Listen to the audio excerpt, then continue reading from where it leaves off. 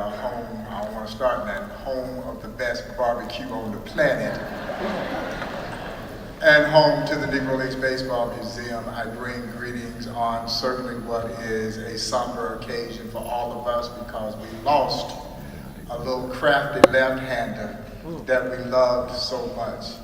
And Bill Blair was like a surrogate father to me when Buck O'Neill and I would come to Dallas and we would get together and we would trade stories. And you know, as I was riding on the plane this morning, I had a 6 a.m. flight and I was wondering what in the world can I say to the folks who had gathered here that would be profound. And I realized there was nothing profound that I could say about Mr. Blair that had not already been said.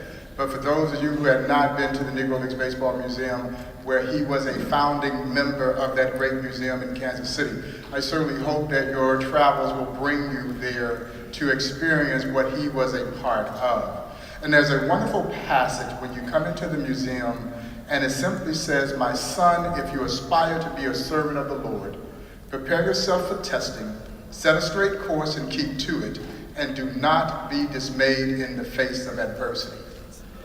You see, that was Negro Leagues baseball in a nutshell.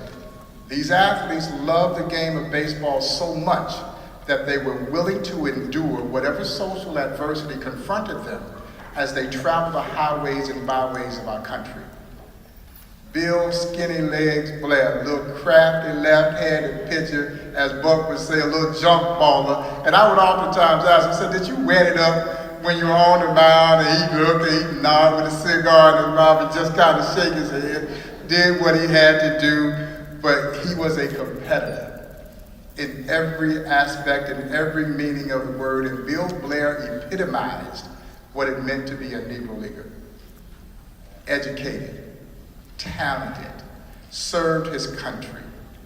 Those are all the hallmarks of what playing in that league represented. Courageous, determined, perseverance. All of those things represent what Bill Blair represented. And again, my heart is sad, my soul rejoices, because I know there's a dream team in heaven that he's a part of, and he's telling stories about Cool Papa Bell right now, one of which would he love to tell. Cool Papa Bell hits a line drive to the third baseman, and as the third baseman was starting to throw over the first base, he tags Cool Papa Bell out, accidentally rounding third. And so Cool Papa Bell could really run, and Mr. Blair loved Cool Papa Bell. Jackie Robinson said the impact of a life is only as important as the impact that it has on other lives. You'll be hard pressed to find anyone who had a greater impact in this society than one William Bill Skinny Legs Blair. So again, on behalf of the entire city of Kansas City, the Honorable Mayor Sly James, our board of directors at the Negro Leagues Baseball Museum, to my brother, Darryl Blair, and all of your family, I thank you all for sharing your dad, your grandfather, with me and giving me an opportunity to be a part of your extended family. God bless all of you.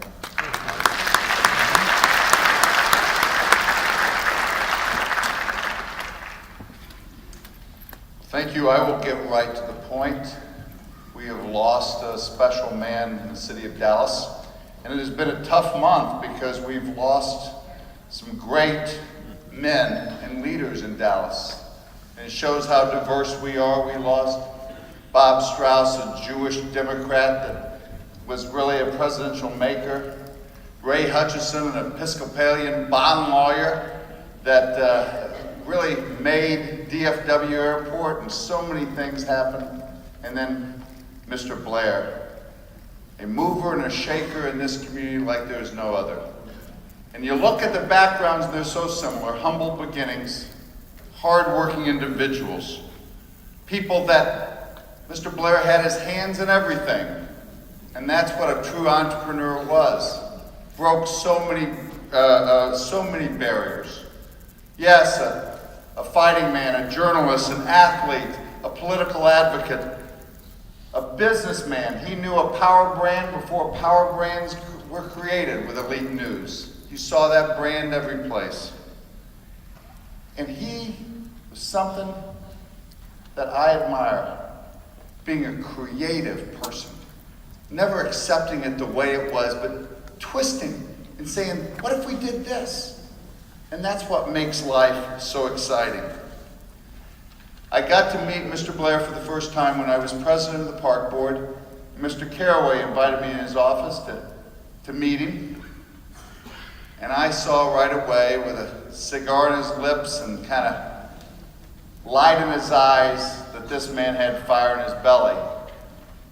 And it was a great honor to be able to rename Rochester Park Bill Blair Park.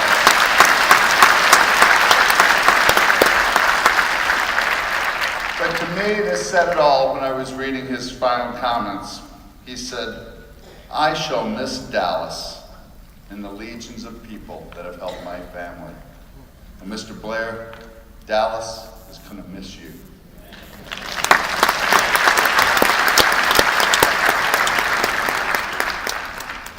Well, you can see that Mr. Blair whooped him into shape. So that's for real. Given unto God, and for the sake of time, let me first say that our colleague, Mayor Pro Tem Tanel Atkins, he's in New York. So I did express to him this morning that I would express to you all his condolences. It gives us a great pleasure to stand here and to say and to celebrate the legacy of William Bill Blair. I've known him all my life, and he's known my parents and everyone in here. He has to be the greatest historian that has ever walked in the streets of the city of Dallas. He absolutely knew everybody by name. He could recall every single story. One of his favorite words was Negro. To the preachers, let me just say to each and every one of you, he would come and he would say, that Negro sure can preach. to the athletes, he would say, that Belinda Bo Johnson, that Negro sure could run. We love Mr. Blair, and it gives us and gave us great pleasure to name a park after William Bill Blair. And Tiffany Young is here from the Park Department. I'm not going to read the resolution, but I do want to acknowledge the fact that the City of Dallas Park Department, they have submitted under the signature of Tiffany Young a resolution on behalf of Mr. Blair and William Bill Blair Park. I was visiting Mr. Blair at Veterans Hospital, and upon visiting him just a few weeks ago, I asked Mr. Blair, Darrell, I said, Mr. Blair, what are we going to do about that parade? He said, don't worry about that parade. You make sure you take care of my park. Okay? So now with that, now that's what the man said. So we're going to honor that. And we're going to, while I have the mayor here, I always put the mayor on the spot. We're going to take care of that park. We're going to have the lights, we're going to have the statues, we're going to have everything so we can always remember the legacy of William Bill Blair.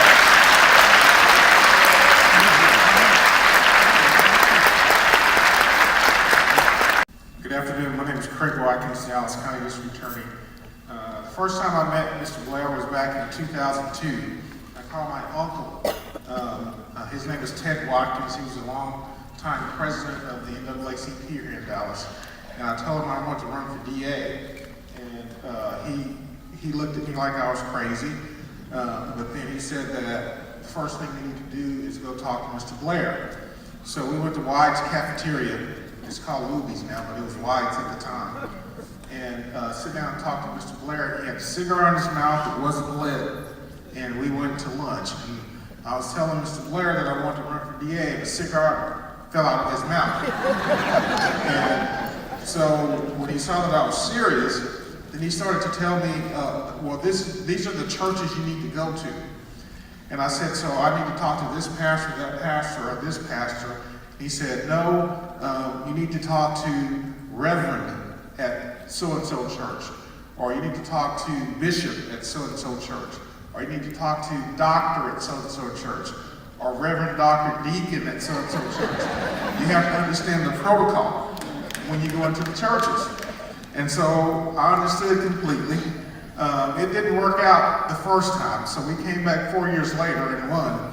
And I talked to Mr. Blair, and he said, well, I just elected me a DA.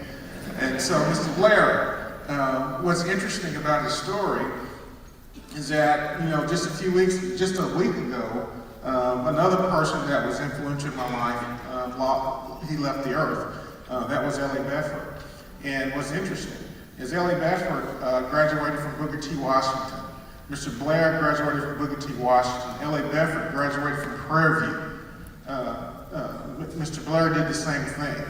And so here I am, a graduate of Prairie View. I didn't go to Booker T. Washington, but it's just interesting how things work out and how close we are and how you never know where somebody will go in life.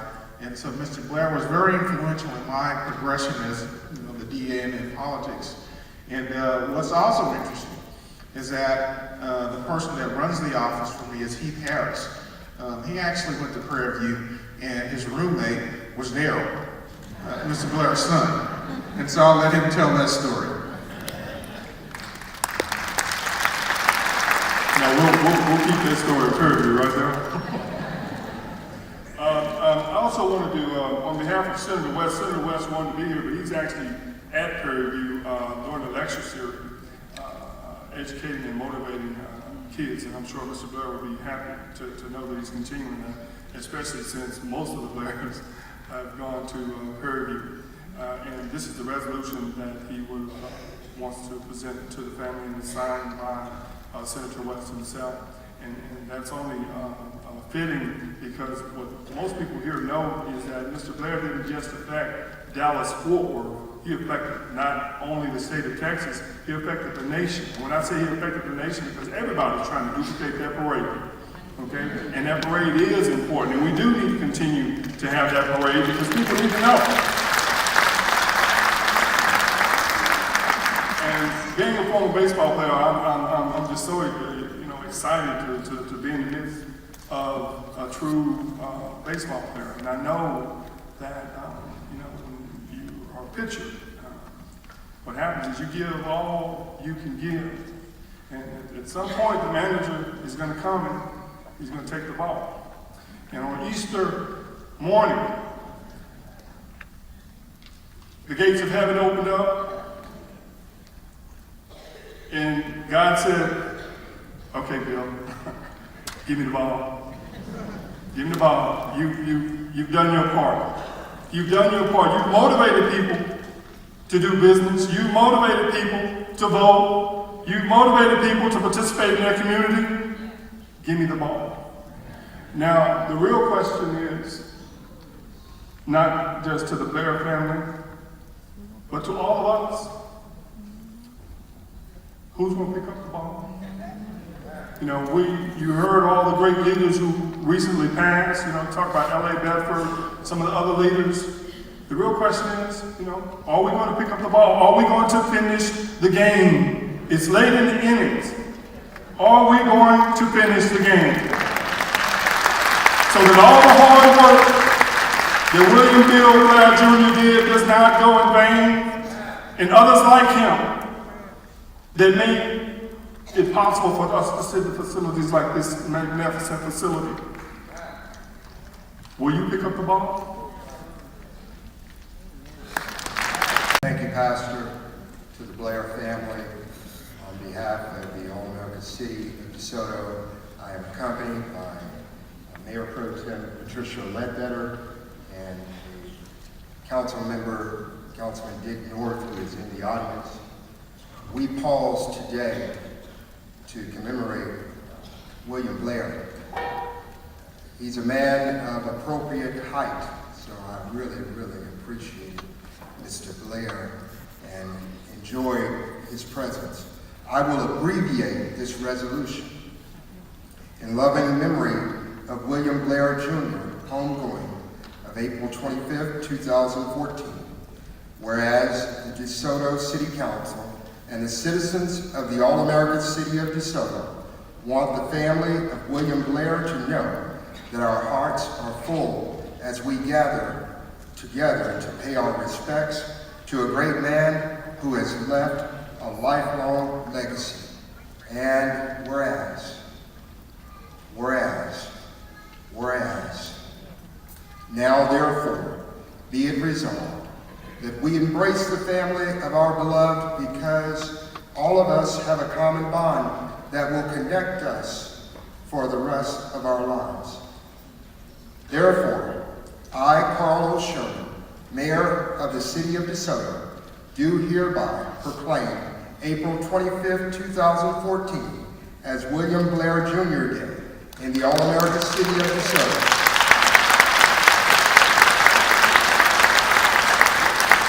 And we urge all our citizens to join their family and friends in celebrating this day and his wonderful life. In witness whereof I have set my hand and caused the seal of the City of DeSoto, Texas to be affixed this 25th day of April 2014. God bless you.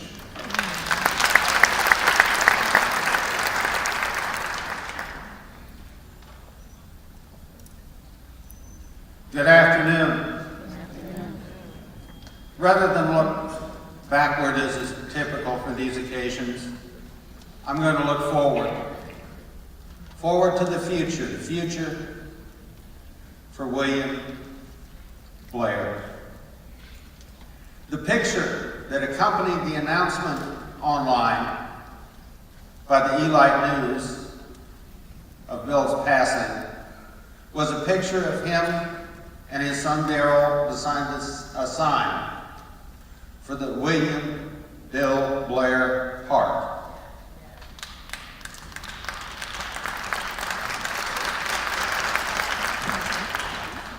This afternoon after school, there'll be kids.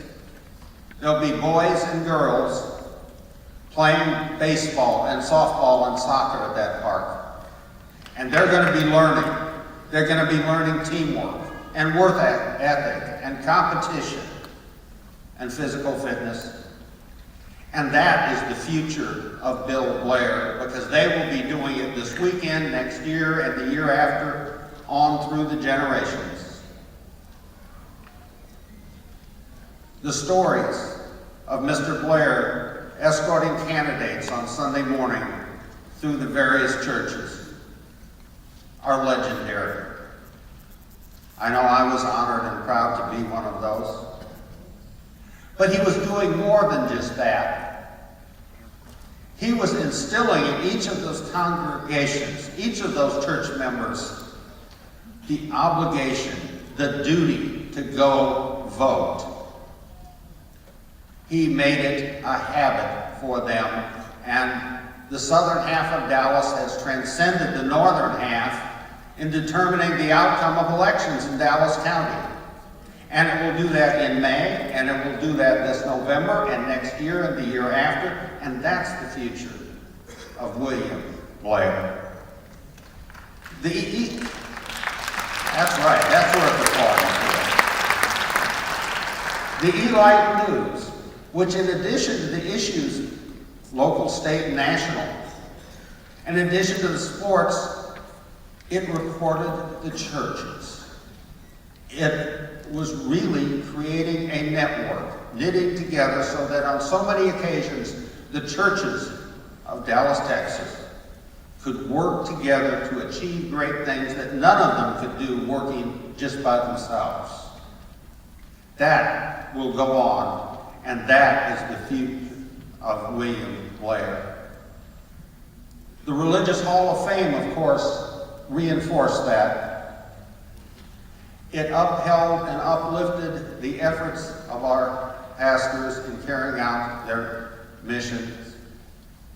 And it inspired young people to go into the ministry. And that will go on, and that is the future of Bill Blair and the Blair family. Generation upon generation gathered here today. That is the future of William Bill Blair.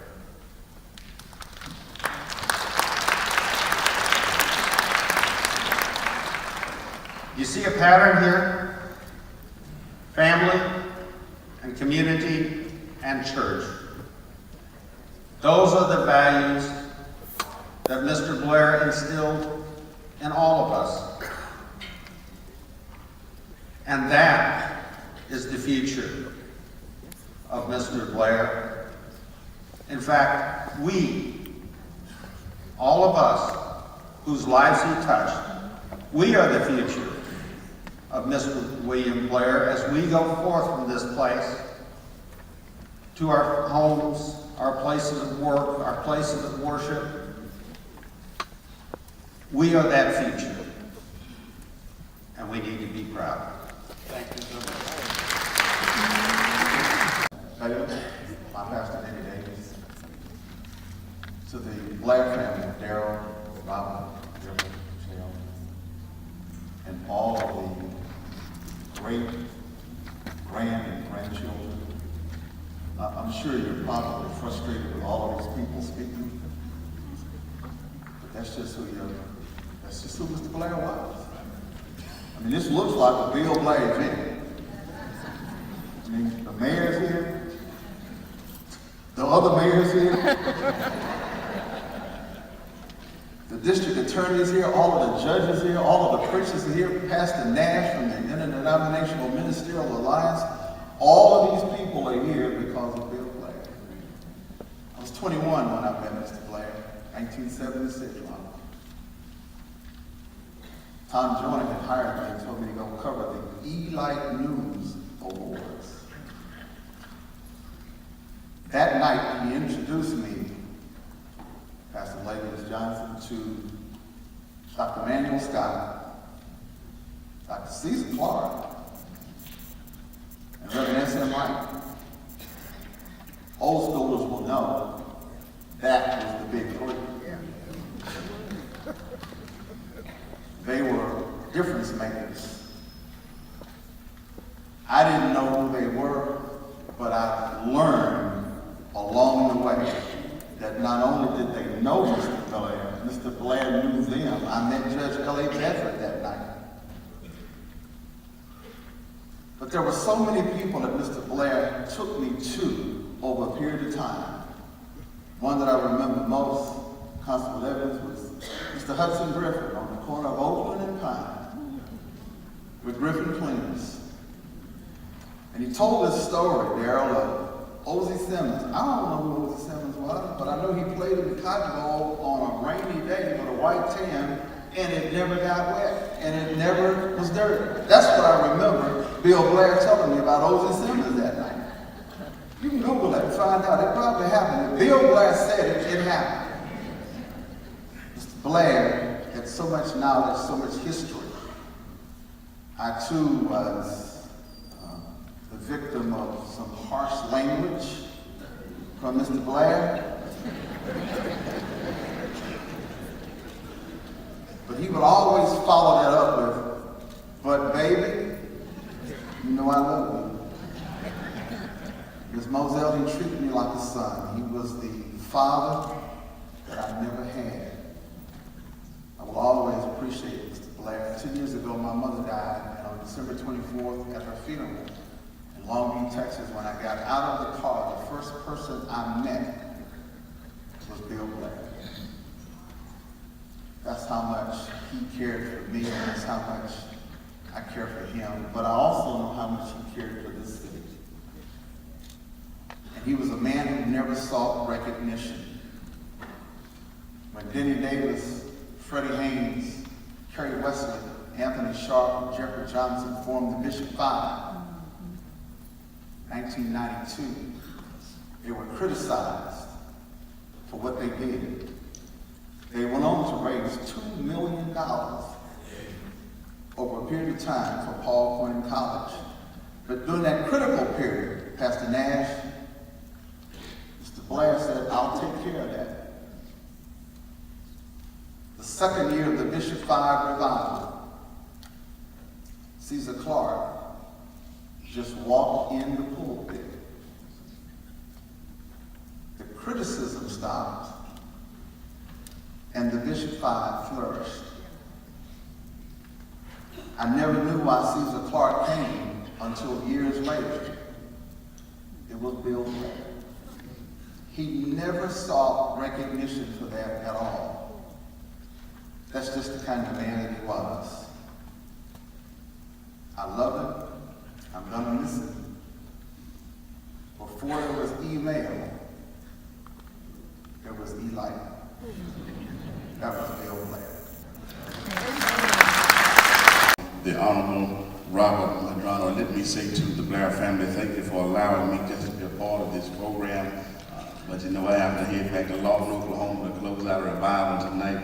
I just want to say to y'all, thank you for allowing me to be a part. My co-official, Pastor Michael Pryor of the 3rd Avenue Church will come following Mr. Medrano. Let's receive him, and then the Terrell sisters will bless us in song at this time. I'd like to reiterate a little correction there. The program says former Dallas City Councilman, and I'm a former Dallas School Board member. Scheduled to speak was my sister, Pauline Medrano, former Dallas City Council, but she had to do an emergency in Washington, D.C., so that's where she's at. Good afternoon. First and foremost, all honor and respect is hereby given to Bill Blair in behalf of our family, the Medrano family. We are here today to pay tribute, to acknowledge his legacy and his love, and give condolences to the Blair family. Last night, the ones that attended the wake, we heard Bill was a pilgrim on a journey, on a mission to help a village. Bill, we've heard it, was a family man first, an athlete, and lastly, an entrepreneur. We have heard he founded the Highlight News in 1947, which later became, as we know, the Elite. Bill went before 2 major newspapers, the former Dallas Times-Herald and the Morning News, and this is history.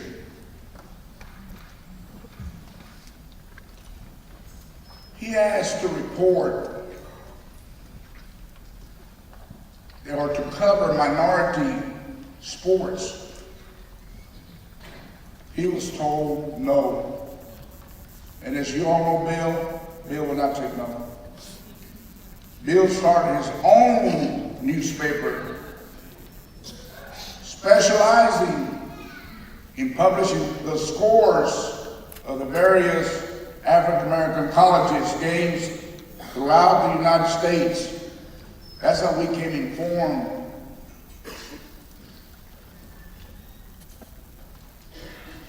Because of this, the Elite, or the Elite, it became one of the most influential newspapers. Mrs. Moselle Blair, the head of the family. I am Thomas G. Jones. I'm the presiding judge in Precinct 1, Place 1. Judge Nash, Judge Valencia Nash, is the judge in the Justice of Peace Court, Precinct 1, Place 2. And our leader, the law enforcement leader for Precinct 1, is Constable Cleophas Steele Jr. We were debating among ourselves, not to talk too long because of the family, because of what you're dealing with, still going to be very brief. I want to tell the family, thank you for Mr. Blair. Had it not been for Mr. Blair, I never would have been on the Dallas School Board. Had it not been for Mr. Blair, I would not be standing here as a judge. He took me under his wing at an early age. And that's all we want to say. We want to try to be brief. And so, to the family, thank you. Thank God for Mr. William B. Blair. Thank you.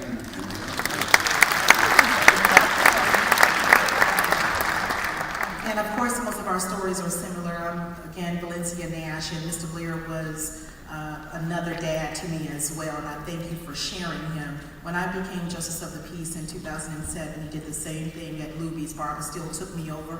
He said, I'm gonna help you, baby, and that's exactly what he did. He had one story. He would tell me things all the time. I would meet with Mr. Blair weekly, and he, of course, always had his wonderful sayings. But one of the sayings I'll never forget him saying is that it's certainly, baby, he said, you watch this. Everybody jumps in the wagon when it's going down the hill, but it takes only a few people who are going to help you pull it up, and I just appreciate that he was one of those people that helped me pull up that wagon. Thank you so much.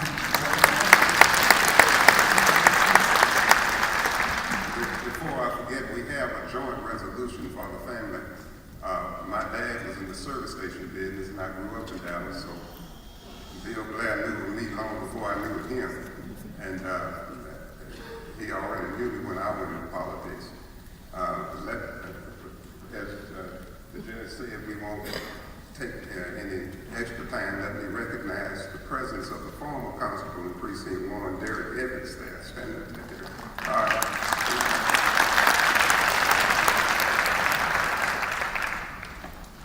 As we're moving with the program, and I certainly want to say thank you to those who have come and have shared, respecting the wishes of the family here. And I've just been given a sign. They said, Mr. Blair, love to talk and enjoy talking, didn't mind people talking. But Pastor Brown, can you do what you know, do and speed it up a little bit? Resolution from Congressman Vesey, and also a resolution from the Honorable Judge Phyllis Lister Brown, the judge of the 162 Civil District Court. Now, for me, Mr. Blair was a surrogate father like a lot of other people. I love Mr. Blair. He was an extraordinary man. I met him at Luby's like everybody else, and somebody told me to go by Luby's and meet with Mr. Blair, and I was expecting Luby's. But I walked in and it was his birthday. And I didn't know Luby's transformed into a speakeasy on his birthday. So on his birthday, there was a band, and there was singing, and there was dancing, and there were all these dignitaries. And I thought, oh my goodness, who is this man? I knew he was the publisher of the Elite News, but I really didn't know who he was. And when he came over to talk to me, I said, Mr. Blair, I'm running for judge. He said, well, you need to come by my office next week. What day? Did I have an appointment? No, just come by, I'll be there. I went over the next week to speak to him, and when I walked into his office and sat down, he told me, I already heard about you, and I'm going to help you. You don't have to worry about anything. I'll take care of it. And he did. He was a friend, he was a mentor. He used to come down to my court. Sometimes he'd just show up. He'd just show up. And I'd stop what I was doing to talk to him. And he didn't want anything. He'd just come in and sit down. They treating you okay? He just wanted to make sure I was okay. And I appreciated that. I appreciate the Blair family for your kindness to me. I appreciate your kindness to other elected officials. You all have been spectacular. One of the things that I was honored with was his Women of Excellence Award. We haven't talked about that because Mr. Blair was such a visionary. When he came up with that idea, he said, there's a lot of people who want to celebrate the big guys, but nobody wants to celebrate the little people. And there's more little people than there are big guys. And that's why I want to celebrate the women of Dallas who are doing things. Family, ladies and gentlemen, I've written my remarks down, so don't expect them to be expansive. It's so they will not be expansive. It is not clear when I met Bill Blair or even under what circumstances we met, and perhaps it matters not. What is more important is looking back, it seems that as long as memory serves, Bill Blair and I met at what I call the traffic light of our lives. When he lost his son, Daryl, he asked me to speak. Or when I lost my mother, he was there at my side. When there was a park named for him, or when he was inducted in the Negro Baseball Hall of Fame. On his many birthdays at Luby's, on my mother's 80th birthday, at the MLK parades that he sponsored for many years, or the Texas Black Sports Hall of Fame. I think many of the persons here today could offer that same testimony, and particularly those of us who hold elected office.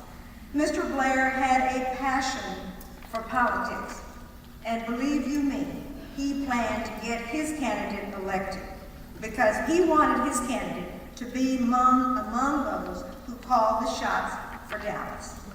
But the actual blooming of my relationship with Mr. Blair was what I call those in-between times, those nothing times, when absolutely nothing special was happening, just conversation. Saying a few words today about his father. So I felt the same way that I had felt when asked to do something by the daddy. I knew if Daryl was asking me to say something, I knew it was the right thing to do. Couldn't refuse to say something about a man that we all, it's obvious, we all greatly admired and respected, and with a lot of reason to do that, of course. But when I think of Bill Blair,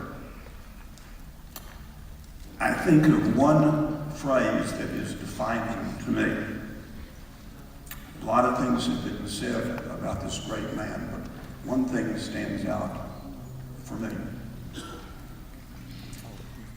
Bill Blair cared. He cared. That's the defining phrase for Ryan Everston about Bill Blair. He cared about his family. We all know that. We heard it last night at the wake. We've heard it today. There's no question. Used to pitch newspapers. And then they take that money and run sock hops at the YMCA.